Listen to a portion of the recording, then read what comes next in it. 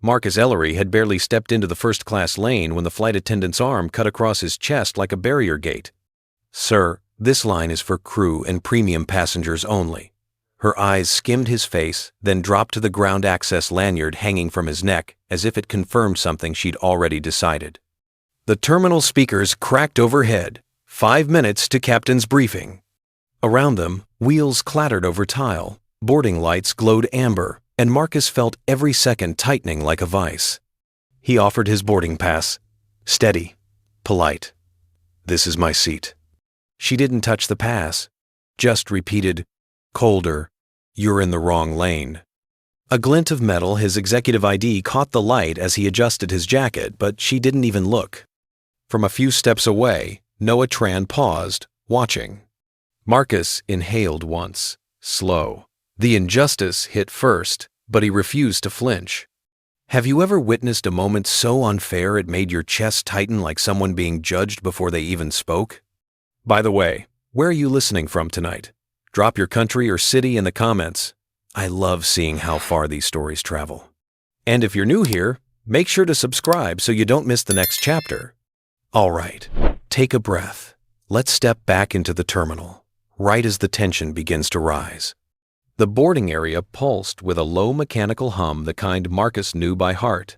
Ventilation ducts, gate scanners, LED track lighting, all of it ran through systems he'd helped design years ago.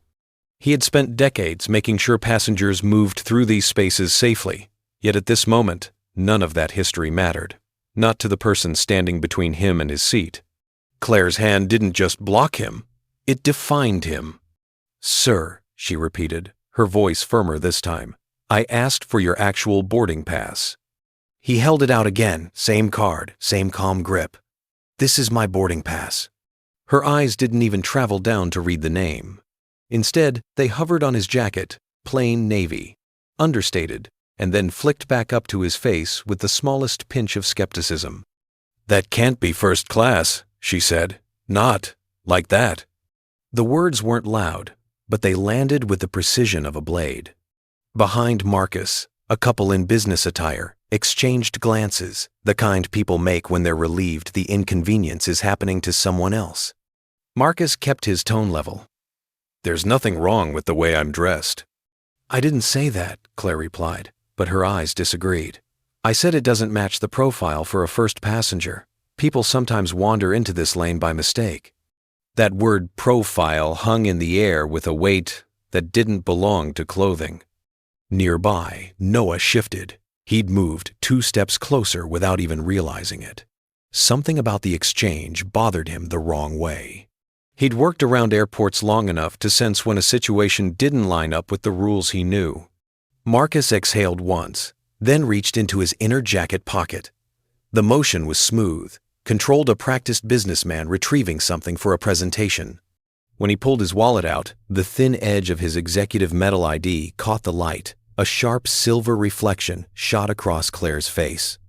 But she only narrowed her eyes, misreading it entirely. "So you are airport staff," she said. "That explains the confusion. But staff use the other queue. You can't board here." Marcus paused. It wasn't frustration that stopped him. He had weathered far worse in boardrooms and political hearings. What stalled him was the absolute conviction in her tone, the way she decided who he was before she bothered to verify anything. "That is not a staff ID," he said evenly. Claire folded her arms. "Then what is it?" Around them, the airport screens flickered with gate updates. Overhead, the intercom chimed again. 4 minutes to captain's final briefing." A subtle tightening spread across Claire's posture. Time pressure. Procedure pressure. The need to keep things moving. She looked at Marcus as if he were the disruption in her workflow. "Look," she said, lowering her voice, but not her guard. "Maybe you work with ground support or operations, I don't know. But first-class passengers have a very specific check-in record. And people don't usually come dressed from the tarmac into this lane." "I didn't come from the tarmac," Marcus answered. "But I did come from a meeting with Terminal Safety Engineering." She blinked. "That's A department? Marcus let the moment settle. It's the department that approves safety protocols, including the ones you're required to follow. Her jaw tightened, not in recognition, but irritation. Sir, please don't make this about rules. I'm just trying to place you, and you're not giving me what I need. What you need, Marcus said, is to read the pass. But she didn't. Instead, she glanced again at his lanyard, the very thing that kept misleading her. The badge design wasn't standard airline crew. Noah could see that clearly from where he stood. But Claire, under pressure, saw only what fit her assumptions. I'll ask you one last time, Claire said. Do you work for this airport? Marcus held her gaze, voice steady. I work with this airport, not for it. Noah's eyebrows rose at that answer, with suggested something higher, consulting, oversight, maybe even executive-level collaboration. But Claire seemed to hear only evasion. This is going nowhere, she muttered. Sir, please, step aside, so we can clear the line. It is my line, Marcus replied quietly. The words weren't defensive, they were factual, spoken with a certainty she didn't recognize, or didn't want to. Claire sighed sharply, scanning the waiting area for someone to back her up. Liam Park, a ground supervisor in a neon vest, walked by. She caught him with a quick gesture. Liam, can you look at this? This gentleman says he's first, but I think he's crew or ground support. Liam gave Marcus a brief glance. Too brief. Could be a support contractor, he said. We get tons of them. Mistakes happen. Mistakes. Marcus felt the word tap against something deep inside him. Not anger, disappointment. The quiet kind. He turned slightly, the movement causing the metal ID to flash again. Noah saw it clearly this time. It wasn't crew, it wasn't standard ops, and it definitely wasn't contractor issue. It looked significant. Claire either didn't notice or didn't care to. Sir, she said, this lane is not for you. Please cooperate. Marcus straightened, shoulders set, not in defiance, but dignity. I've spent 30 years building parts of the system that brought you here, he said. I know exactly where I belong. But Claire had already decided he didn't. The gate area tightened the way metal contracts in cold, small, sharp, invisible. People kept moving around them, but the tension between Marcus and Claire had begun carving out its own pressure system in the center of the first-class queue. Then the overhead chime struck again. 4 minutes to captain's briefing. The words fell like a countdown to judgment. Claire's posture sharpened, her patience thinned, and something in her tone changed firmer, clipped, a subtle shift into an authority she hadn't fully earned. Sir, she said, don't make this difficult. Marcus didn't flinch. He'd stood in front of congressional committees that tried to corner him with far more pointed language. But the quiet sting of being spoken to like a subordinate, not an equal, always carried a different weight. I'm not making anything difficult, he replied. I'm asking you to read the pass. Claire didn't move. Instead, she leaned in just half an inch, the way someone does when they're convinced they're about to win an argument. People who belong in this lane, she said, know the process. They don't argue with crew. The implication threaded cleanly between them.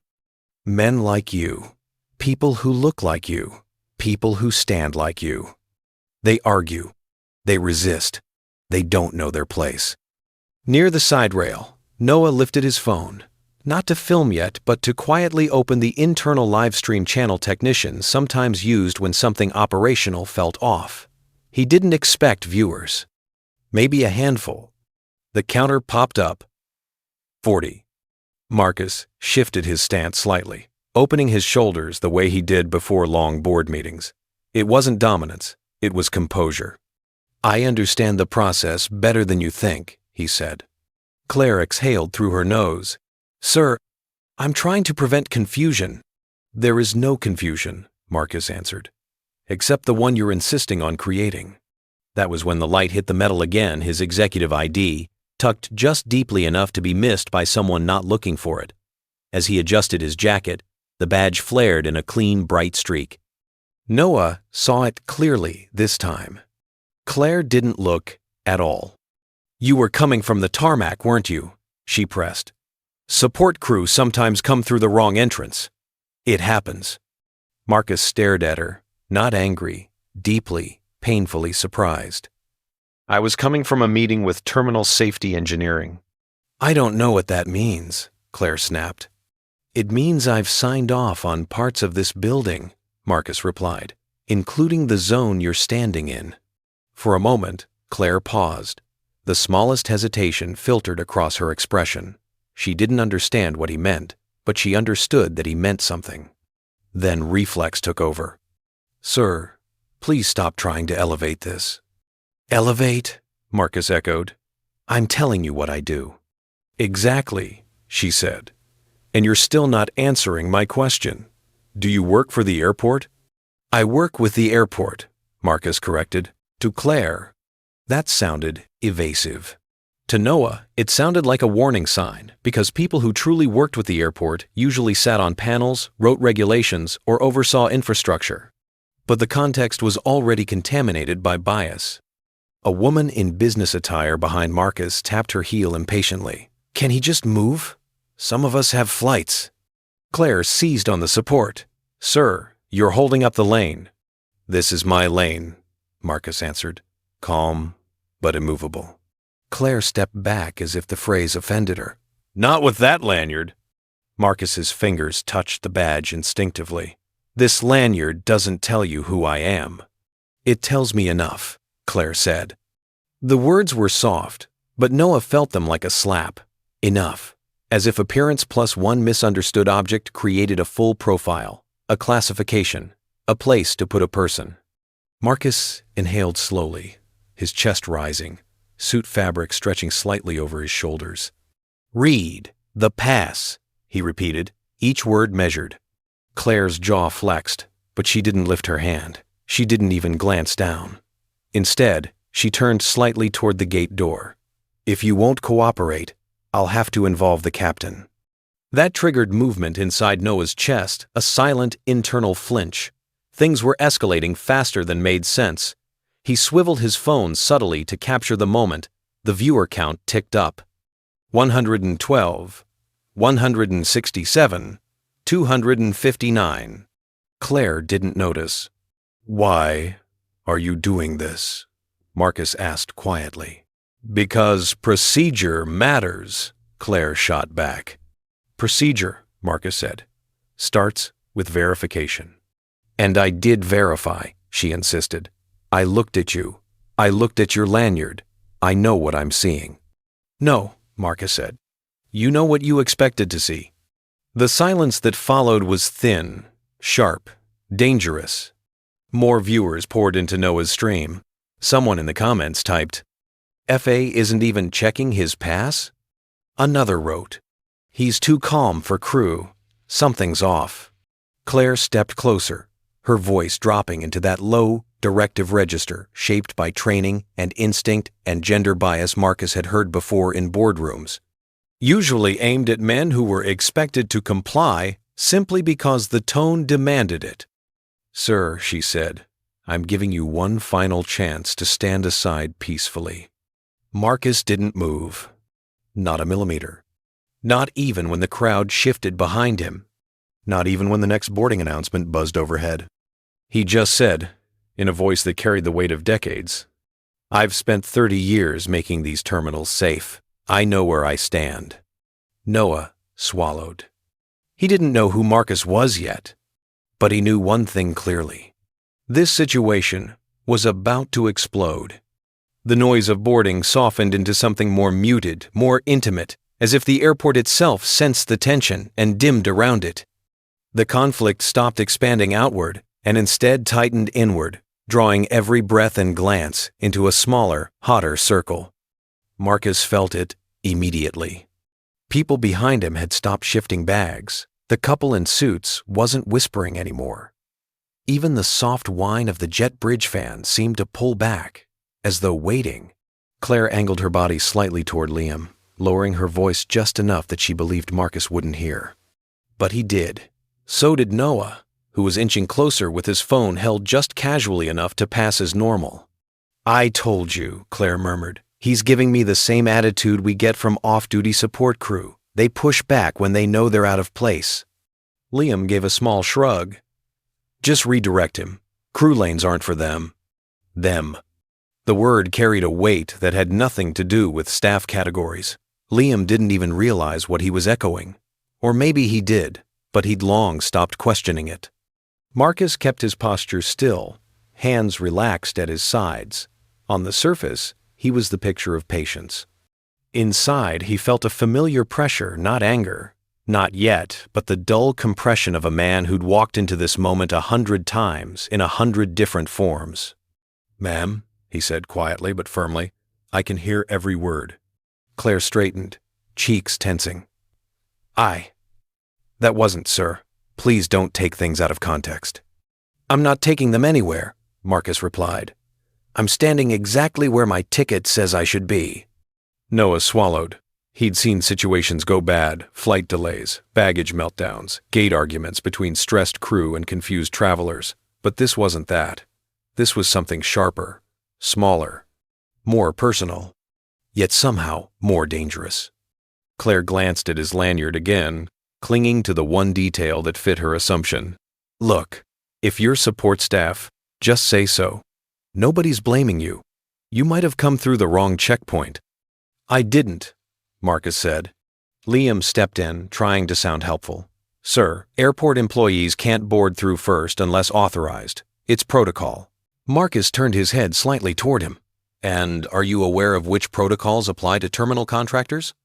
Liam blinked. "I mean, generally?" "Generally is how systems fail," Marcus said. The phrase hung in the air with the weight of a man who'd spent 3 decades talking to engineers, risk assessors, and federal safety boards. A man who thought in systems, not in stereotypes. Claire crossed her arms. "Sir, we're not here to debate procedures with you." "I'm not debating," Marcus said. "I'm informing." Something about the phrasing unsettled her. Marcus shifted just enough that the executive metal ID inside his jacket caught the overhead LEDs again. Noah saw the flash silver, thick, official, and his brow furrowed even deeper. "Claire," Noah said softly, testing the water. "That ID." But Claire cut him off without looking. "This isn't your area, Noah." He shut his mouth, but kept filming. The viewer counter ticked upward. 638, 702, 811. Not viral yet, but growing. Quietly. Organically. Like a fuse burning. A teenage girl 2 spots back adjusted her earbuds, leaning just enough to listen. An older man with a boarding cane frowned, sensing the tension even without understanding the words. Marcus felt all of it, the scrutiny, the doubt, the humiliation being packaged and repackaged around him. But he didn't let it touch his voice. "Claire," he said, gently but with undeniable authority, "you are making assumptions about me based on a lanyard that is not even issued by this airline." Claire hesitated. It was tiny, barely a pause, but it existed. "Then what is it?" she asked. Marcus didn't answer immediately. A part of him, the part polished by years of executive restraint, wanted to reveal nothing, to simply wait until proof crushed every assumption around him. Another part, quieter, older, weary, wanted her to step back and see him without forcing him to weaponize his title. "I told you," Marcus said, "I work with this airport, not under it." Liam gave Claire a side-eyed look. "That could mean anything." Or, Marcus said, "it could mean exactly what it sounds like." Claire hated ambiguity. It made her feel off balance. And off-balance people cling harder to the thing that gives them structure, rules, categories, profiles. "Sir," she said, "you're making this more complicated than it needs to be." "I'm making it accurate," Marcus replied. A flush crept up Claire's neck. She looked around, hoping someone, anyone, would validate her position. The couple behind Marcus stared at their phones. The teenager removed one earbud. The older man swallowed audibly. Nobody answered. So Claire reached for the one person who would. "I'm calling the captain," she said. Marcus nodded once. That's a good idea. The calmness of his response confused her more than anything else had. She expected pushback, anger, ego, something masculine and combustible. Instead, she found a man who sounded like he was used to being challenged and used to winning without raising his voice. Noah swallowed again as the viewer count jumped. 1,204, 1,687, 2,041. Something big was forming, slow and inevitable. And Marcus, standing alone but unshaken, felt like the center of a storm finally tightening into shape. The captain arrived with the compressed urgency of someone already late. His uniform was crisp, his stride efficient, his presence a sudden shift in atmospheric pressure, as if the cabin door had opened and colder air swept in. "Claire," he said, voice low. "I heard there's an issue." Claire straightened instantly. "Yes, Captain Anderson. This gentleman is in the first-class lane without authorization. I believe he's crew or ground support."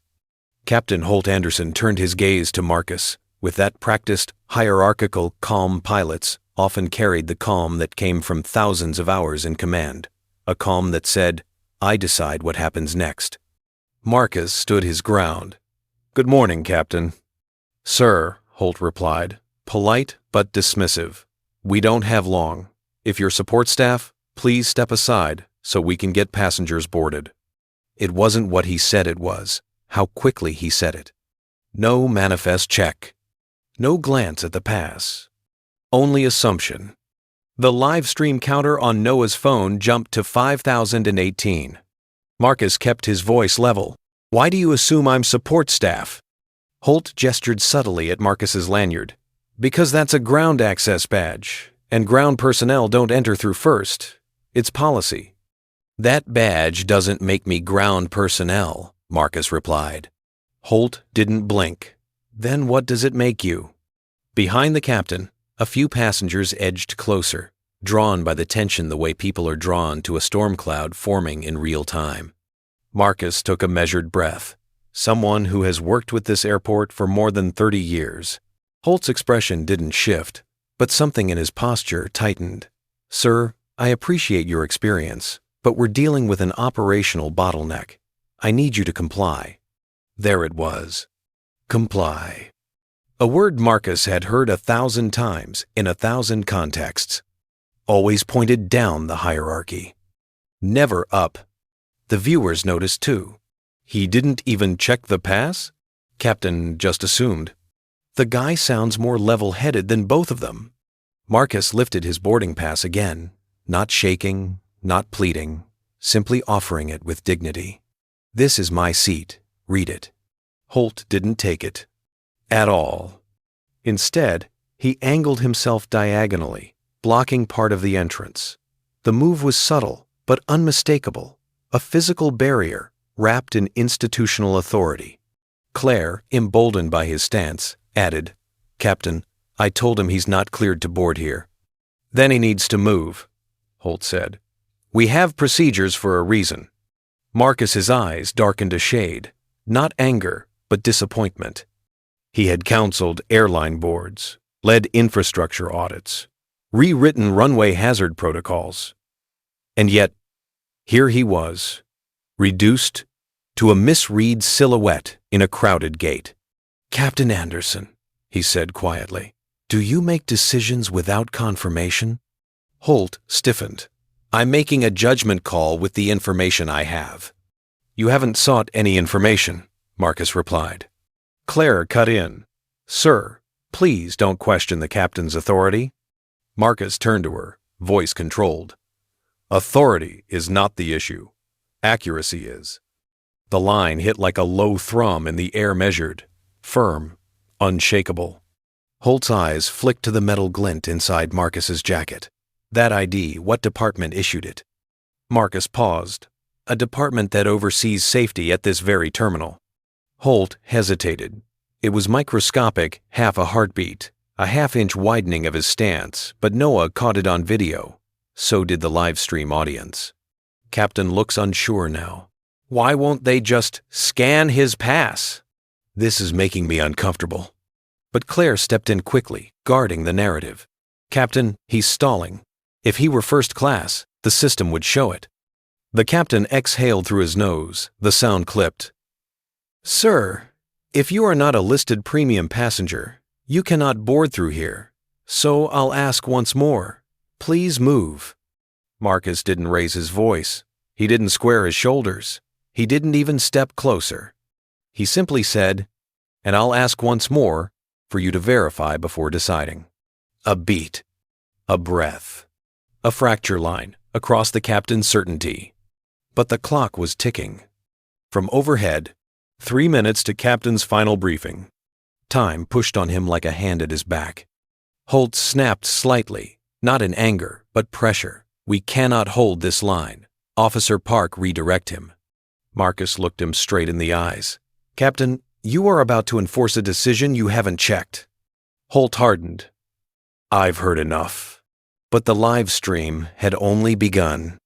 Noah bit his lip, recording, knowing this was no longer a misunderstanding.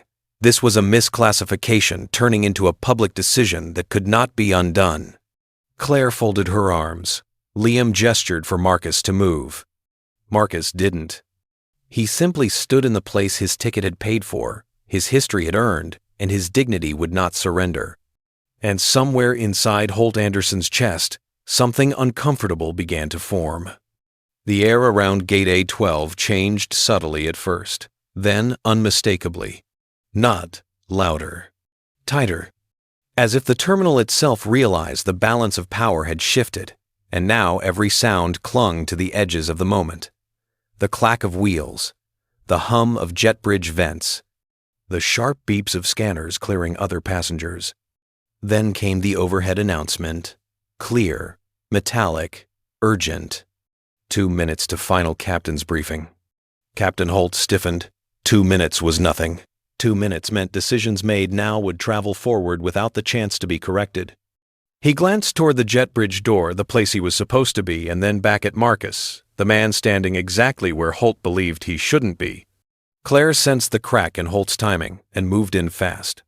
"Captain, we can't stall this anymore. He's not compliant." Holt nodded. "Sir, this is procedure. I need you to step aside. We'll verify after." After. As though Marcus's rights required permission from the clock. Marcus folded the boarding pass between 2 fingers, calm but deeply rooted. "Captain Anderson, this will take 10 seconds. Read the pass, confirm the name, and the matter is over." "I don't have 10 seconds," Holt snapped, not angrily, but with the tired brusqueness of a man whose authority felt stretched thin by forces he didn't fully see. Noah saw them, though. He saw everything. The viewer counter on his phone jumped. 5,018, 7,000, 422, 11,903. Comments rolled in like a rising tide. Why isn't the captain checking the pass? This is looking really bad for the airline. He's so calm. They're not listening. Claire crossed her arms, taking comfort in hierarchy. "Captain, he's obstructing boarding." "Sir," Holt said, stepping closer, "do not escalate this." Marcus looked at him slow, steady, eyes full of the dignity of a man who had negotiated billion-dollar contracts under hotter lights than these LED strips. "I am not escalating. I'm asking for verification." "You're questioning crew authority," Holt replied. "I'm questioning an assumption," Marcus corrected. Holt's jaw tightened. His gaze flicked again to the glint inside Marcus's jacket, the executive metal ID peeking just enough to hint at something unfamiliar, but not enough for Holt to decipher. "What department issued that badge?" Holt asked. Marcus answered with the same controlled tone he'd used in federal hearings. "A department responsible for keeping this terminal operational and safe." It should have meant something. But Holt didn't hear meaning anymore. He heard challenge. And challenge was something authority couldn't afford with 150 left before briefing.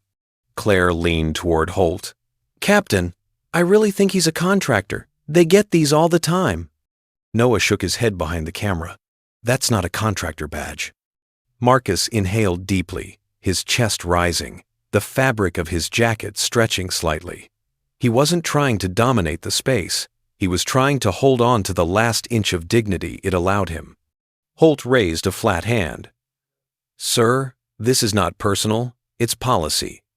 Marcus nodded once. "Policy begins with verification. You have refused every opportunity to verify." Holt flinched, not visibly, but structurally, inside the cage of his own role. He knew Marcus was right. He also knew he didn't have time for Marcus to be right. "Enough," he said. "Officer Park, move him." Liam stepped forward, palms out, a gesture meant to look neutral, but radiating compliance enforcement.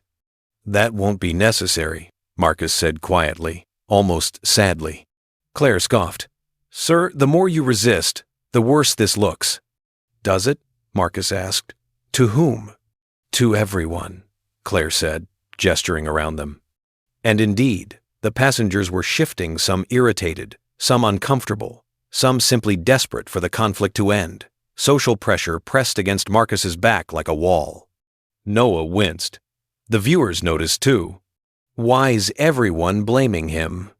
The FA sounds irritated, not professional. Captain is hiding behind policy without reading anything. Holt glanced at the jet bridge clock. 1:12. He couldn't afford this. Not now.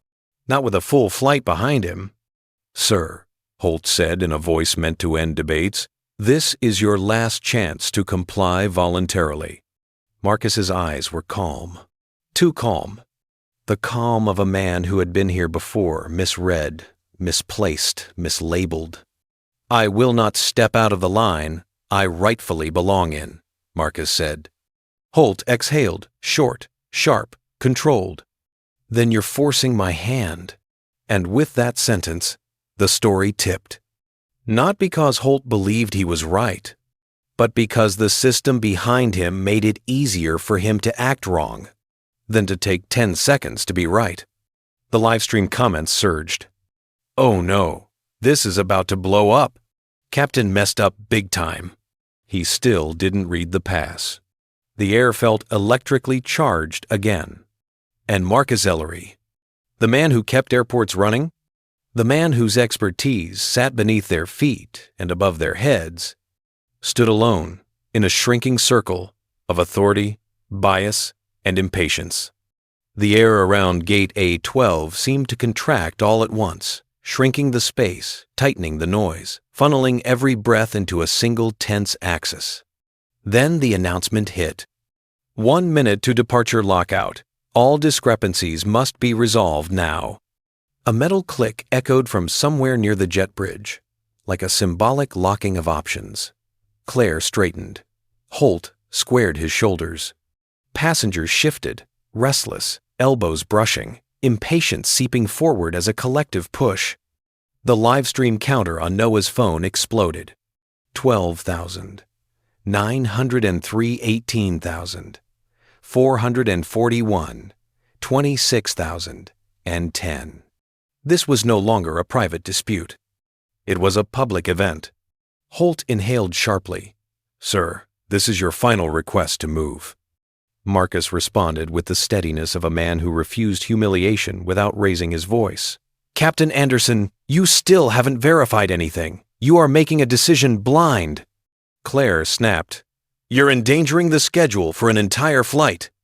Marcus turned his head just enough to look at her. Schedules are built on systems, and systems fail when assumptions replace procedure. Noah muttered under his breath. He's right. Forgetting the mic was picking up everything. The comments surged. "This is insane. Just read his pass." The FA is escalating, not him. Captain is hiding behind time pressure. Holt heard the murmurs, but the countdown was a knife at his spine. "Sir," Holt pressed, "this delay is jeopardizing the flight's operation." "What jeopardizes an operation," Marcus replied softly, "is a captain who refuses to confirm a passenger's identity before ejecting him." A ripple passed through the passengers, a visible shift of discomfort. Claire's cheeks flushed. Liam tightened his stance as if anticipating a confrontation. Holt stepped closer, voice lower, harder. "I'm asking you to comply, not challenge my authority." Marcus faced him without blinking. Authority is strongest when it is correct. A few gasps sounded behind them. The LEDs overhead flickered. Noah's camera caught the faint glint of the executive metal ID inside Marcus's jacket.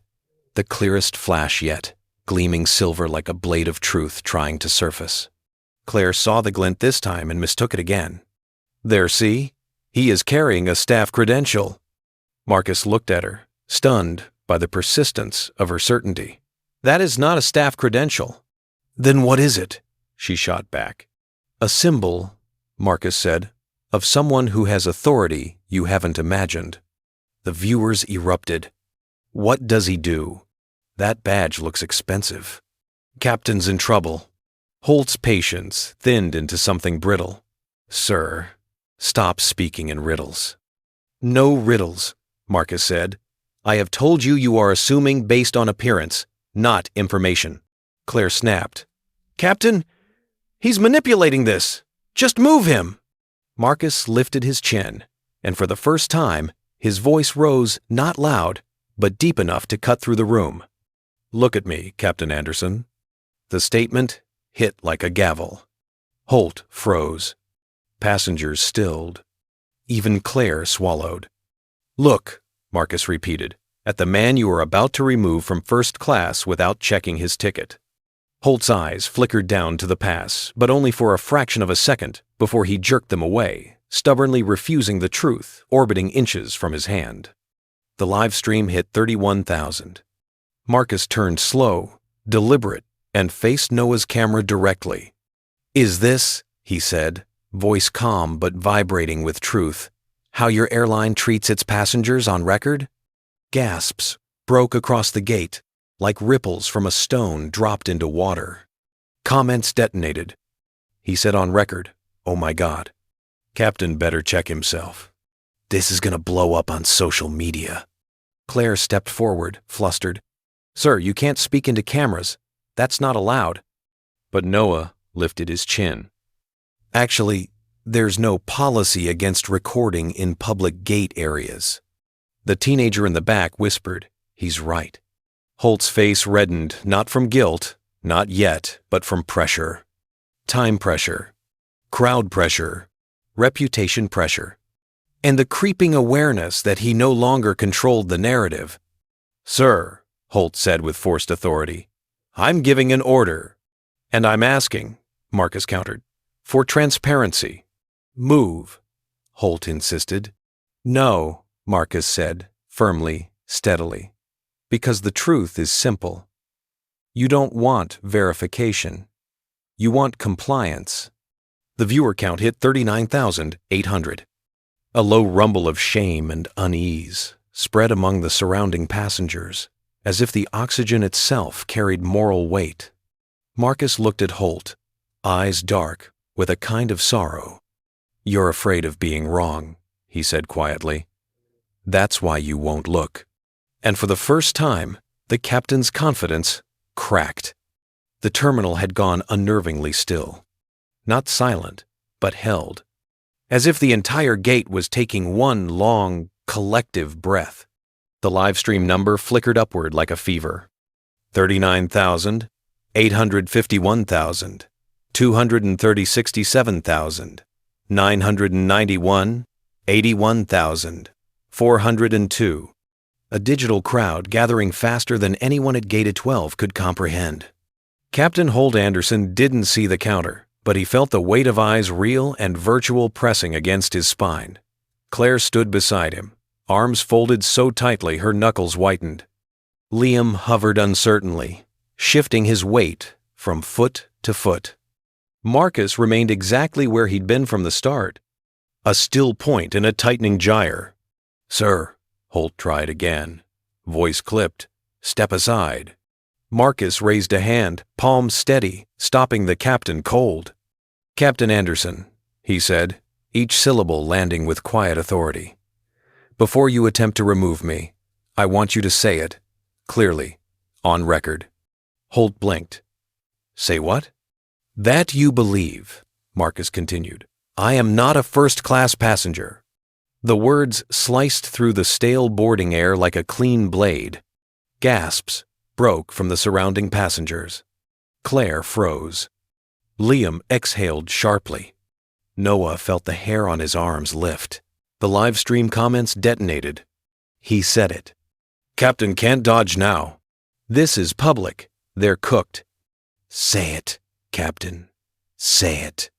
Holt's throat worked, but no sound came. Marcus stepped half a foot closer, close enough that the overhead LEDs lit the edge of his executive metal ID, finally visible in full. The badge gleamed. Solid, heavy, hierarchical. Not crew. Not contractor. Something far, far above. "Go on," Marcus said softly. "If you're so certain, put it on the record." Holt inhaled sharply, chest rising under the weight of tens of thousands of unseen eyes. Claire whispered harshly, "Captain, don't engage. Just remove him." But Holt couldn't. Not now. Not with the truth hovering so dangerously close to the surface. He tried weakly. "This isn't the place for public statements." "It became public," Marcus said, "when your crew refused procedure." A whisper-loud murmur rippled through the watching passengers. Holt's jaw clenched. "Sir." "Say it," Marcus repeated. "Look at the camera Noah is holding, and say the words." Holt finally looked at the phone in Noah's hand, its lens reflecting a man who was no longer in full control. Noah swallowed. "This is streaming," he warned quietly. "There are maybe 80,000 people watching now." Claire turned to him, outraged. "Turn that off!" But Noah didn't even blink. "I won't." Holt's composure cracked. "You're recording crew operations." "You're making unilateral decisions without verification," Noah said, voice shaking but resolute. "People deserve to see that." End quote. The crowd reacted instantly. Sensing the shift, the gate was no longer just a transit space. It had become a courtroom, a stage, a reckoning. Marcus lowered his voice, but the softness only sharpened the truth. "Captain Anderson, I've watched leaders make choices under pressure for 30 years, and the ones who were worth following were never afraid to verify facts." Holt swallowed hard. I don't need to." Marcus cut him off. Not rudely, cleanly. "You do need to. If you're about to remove me from my rightful seat, you owe the truth to your passengers and to yourself." The live stream ticked up. 92,000, 880, 101,000, 442. Passengers behind Marcus began lifting their phones. A mother whispered to her teenage daughter, "This is going viral." The older gentleman with the cane stepped back, creating space not for conflict, but for truth to land. Marcus then delivered the line that collapsed the final barrier. "If you truly believe I don't belong here, say it plainly. Let the world hear it from your mouth." Holt's lips parted. A sound formed, but the truth suppressed for so long finally pierced him. Because for the first time since the confrontation began, Holt really looked at Marcus. Not at his lanyard. Not at the suit he misjudged.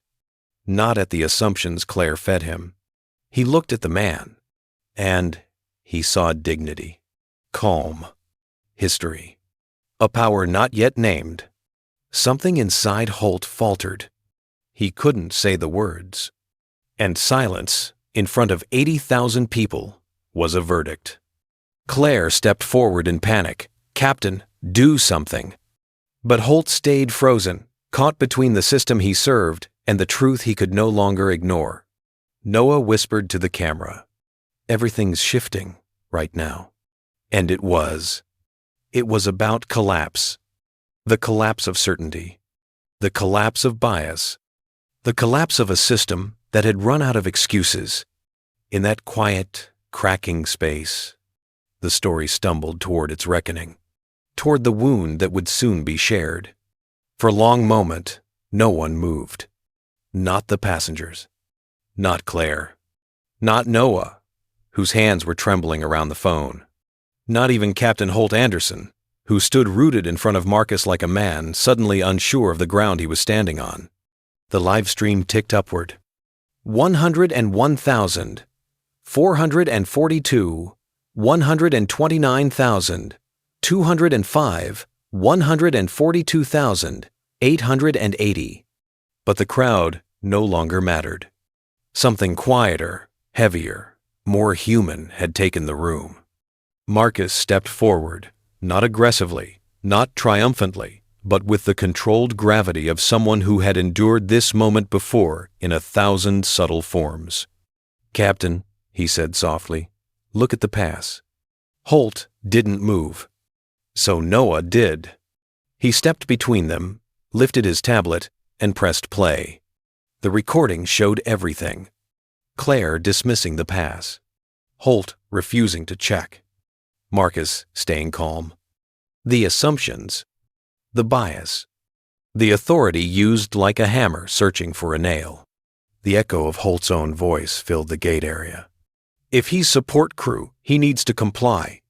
I don't have 10 seconds. We don't have time to verify." Passengers, already unsettled, looked horrified hearing the pattern laid bare. Holt's face drained of color. Claire whispered, panicked, "This is out of context." "It's the context you created," Noah said quietly. Holt swallowed hard, staring at the screen as though it were a mirror he'd avoided for years. Marcus gently reached into his jacket. The movement was slow, intentional, revealing, not asserting. He drew out the executive metal ID fully, letting it rest in the open palm of his hand.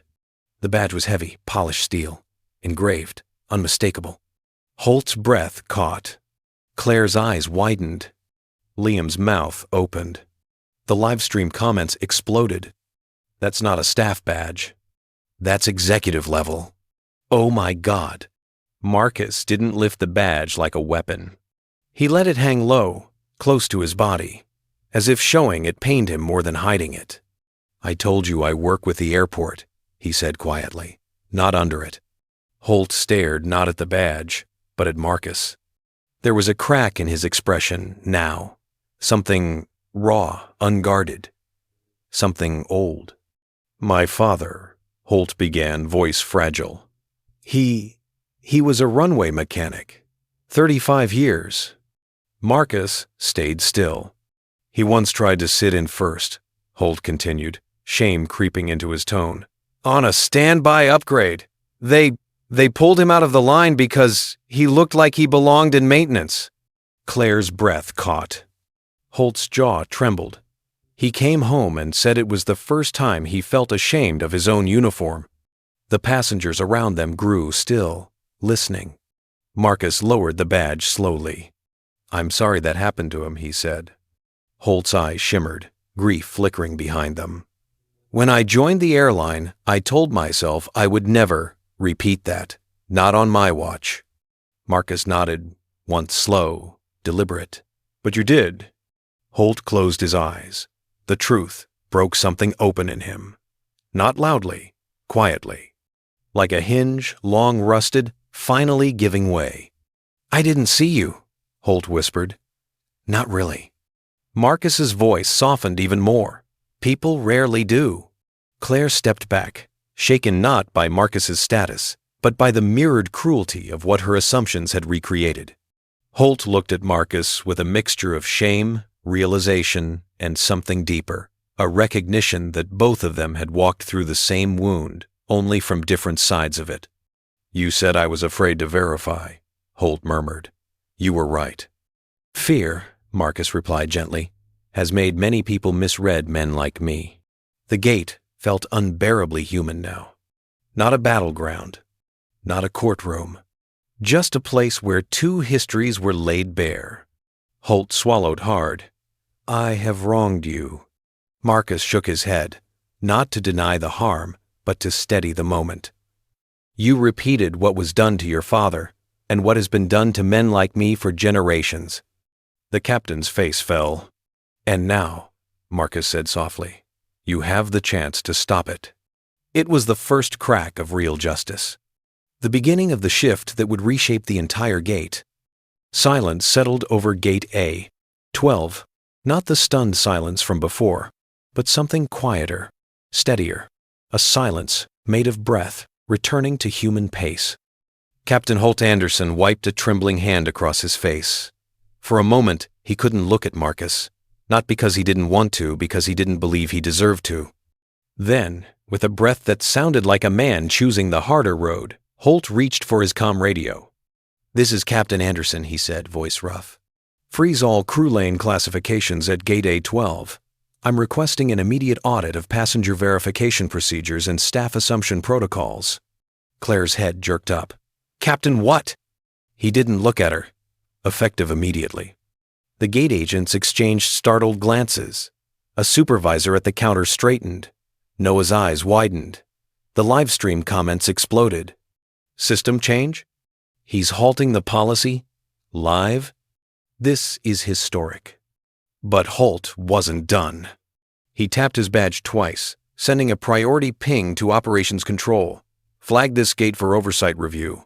I'll file the full incident report before pushback." Claire's voice wavered. "Captain, I didn't." He turned to her gently, but firmly.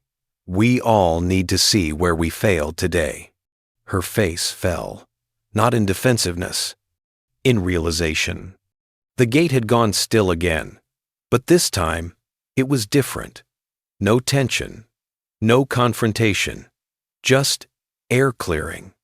Holt finally faced Marcus. "Mr. Ellery," he said, voice steadying into something humble. "I was wrong. I was wrong before I ever spoke to you." Marcus watched him, expression unreadable. Holt continued, "And I was wrong in the exact way I swore I would never be, by judging a man by where I assumed he belonged." Marcus's shoulders softened. Not much, but enough to show the words landed.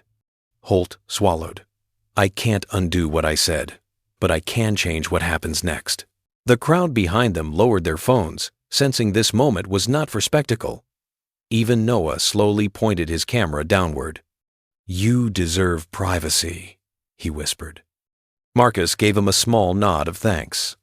Holt gestured toward a quieter section near the window, just a few feet away, but far enough to soften the air.